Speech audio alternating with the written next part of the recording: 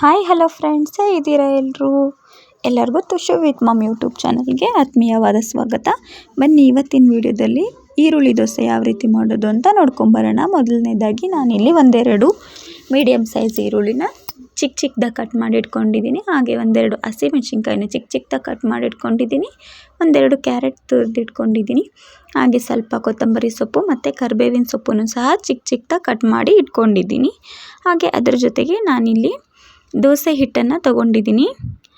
ಮಾಮೂಲಿ ದೋಸೆ ಹಿಟ್ಟು ಮಾಡ್ಕೋತೀರಲ್ಲ ಮನೇಲಿ, ಅದೇ ರೀತಿ ಅಕ್ಕಿ, ಉದ್ದಿನಬೇಳೆ, ತೊಗರಿಬೇಳೆ, ಕಡಲೆಬೇಳೆ, ಮೆಂತ್ಯ ಎಲ್ಲ ನೆನೆಸ್ಬಿಟ್ಟು ರುಬ್ಬಿ ತೊಗೊಂಡಿದ್ದೀನಿ. ಬನ್ನಿ ಇವಾಗ ಯಾವ ರೀತಿ ಮಾಡೋದು ಅಂತ ನೋಡ್ಕೊಂಬರೋಣ. ನೋಡಿ, ಮೊದಲನೇದಾಗಿ ನಾನಿಲ್ಲೊಂದು ಬೌಲ್ಗೆ ನಾವು ಕಟ್ ಮಾಡಿ ಇಟ್ಕೊಂಡಿರುವಂಥ ತರಕಾರಿಗಳನ್ನೆಲ್ಲ ಹಾಕ್ಕೊಂಡು ಮಿಕ್ಸ್ ಮಾಡ್ಕೋತಾ ಇದ್ದೀನಿ. ಆದಷ್ಟು ಎಲ್ಲದನ್ನು ಚಿಕ್ಕದಾಗೆ ಕಟ್ ಮಾಡ್ಕೊಳ್ಳಿ. ನೋಡಿ, ಈಗ ಎಲ್ಲ ಮಿಕ್ಸ್ ಮಾಡ್ಕೋತಾ ಇದ್ದೀನಿ. ಈ ರೀತಿ ಮಾಡ್ಕೊಳೋದ್ರಿಂದ ದೋಸೆ ಮಾಡುವಾಗ ನಮಗೆ ಈಸಿ ಆಗುತ್ತೆ. ನೋಡಿ, ನಾನಿಲ್ಲಿ ಒಂದು ಹಂಚನ್ನು ಇಟ್ಕೊಂಡಿದ್ದೀನಿ ಸ್ಟವ್ ಮೇಲೆ. ಅದು ಸ್ವಲ್ಪ ಬಿಸಿ ಆದಮೇಲೆ ಅದಕ್ಕೆ ಆಯಿಲ್ನ ಹಾಕಿಬಿಟ್ಟು ಈಗ ಒಂದು ಈರುಳ್ಳಿನ ಕಟ್ ಮಾಡಿಕೊಂಡು ಚೆನ್ನಾಗಿ ಆಯಿಲ್ನ ಸ್ಪ್ರೆಡ್ ಮಾಡ್ಕೋತಾ ಇದ್ದೀನಿ. ಈ ರೀತಿ ಮಾಡೋದ್ರಿಂದ ದೋಸೆ ಹಂಚಿಗೆ ಅಂಟೋದಾಗಲಿ ಕಿತ್ತೋಗೋದಾಗಲಿ ಅದೆಲ್ಲ ಆಗಲ್ಲ. ಸ್ಟಾರ್ಟಿಂಗ್ ದೋಸೆ ಮಾಡಬೇಕಾದ್ರೆ ಈ ರೀತಿ ಮಾಡೋದ್ರಿಂದ ದೋಸೆ ಈಸಿಯಾಗಿ ಬರುತ್ತೆ. ಹಾಗಾಗಿ ನಾನಿಲ್ಲಿ ಈ ಥರ ಮಾಡ್ತಾಯಿದ್ದೀನಿ.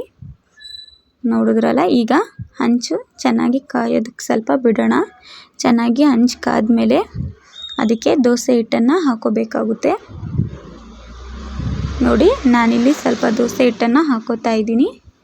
ಹಾಕ್ಕೊಂಡು ಈಗ ಅದಕ್ಕೆ ಸ್ಲೋವಲ್ಲಿ ಇಟ್ಕೊಂಡು ನಾವು ಇದನ್ನು ಮಾಡ್ಕೋಬೇಕಾಗುತ್ತೆ. ಸ್ಟಾರ್ಟಿಂಗಲ್ಲಿ ನೋಡಿ, ನಾವು ತಗೊಂಡಿರುವಂಥ ತರಕಾರಿಗಳನ್ನೆಲ್ಲ ಹಾಕ್ಕೊಂಡು ಇದನ್ನು ಚೆನ್ನಾಗಿ ಸ್ಪ್ರೆಡ್ ಮಾಡ್ಕೋಬೇಕು. ಈಗ ಆದಷ್ಟು ಸ್ಲೋವಲ್ಲಿ ಇಟ್ಕೊಳ್ಳಿ. ಸ್ಟವನ್ನು ಸ್ಲೋವಲ್ಲಿ ಇಟ್ಕೊಂಡು ಚೆನ್ನಾಗಿ ಸ್ಪ್ರೆಡ್ ಮಾಡಿ.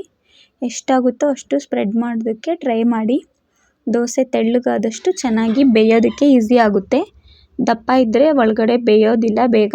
ಸೊ ಹಾಗಾಗಿ ಆದಷ್ಟು ತೆಳ್ಳಗೆ ಸ್ಪ್ರೆಡ್ ಮಾಡಿ.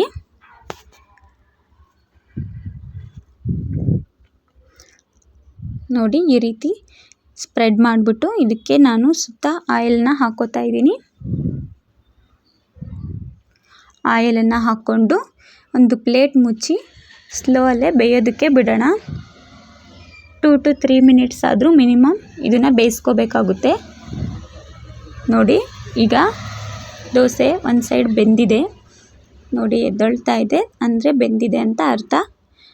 ನೋಡಿ, ಈಗ ತಿರುಗಿಸ್ಕೊಂಡು ಇನ್ನೊಂದು ಸೈಡನ್ನು ಚೆನ್ನಾಗಿ ಬೇಯಿಸ್ಕೊಳ್ಳೋಣ.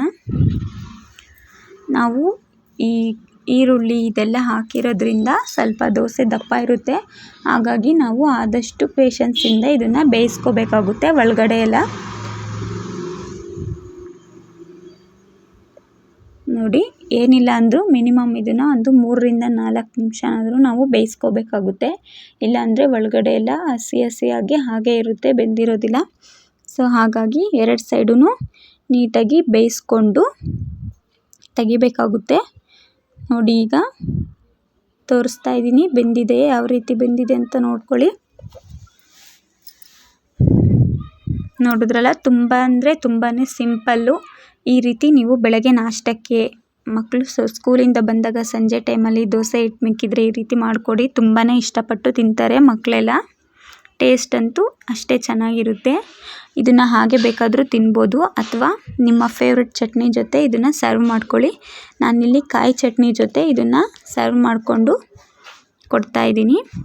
ನೋಡಿದ್ರಲ್ಲ ಫ್ರೆಂಡ್ಸ್, ಇವತ್ತಿನ ಈ ರೆಸಿಪಿ ನಿಮ್ಗೆ ಇಷ್ಟ ಆಗಿದ್ದರೆ ತಪ್ಪದೆ ಒಂದು ಲೈಕ್ ಮಾಡಿ, ಕಮೆಂಟ್ ಮಾಡಿ. ಹಾಗೆ ನಿಮ್ಮ ಫ್ರೆಂಡ್ಸ್ ಆ್ಯಂಡ್ ಫ್ಯಾಮಿಲಿ ಜೊತೆನೂ ಈ ರೆಸಿಪಿನ ಶೇರ್ ಮಾಡಿ. Thank you for watching.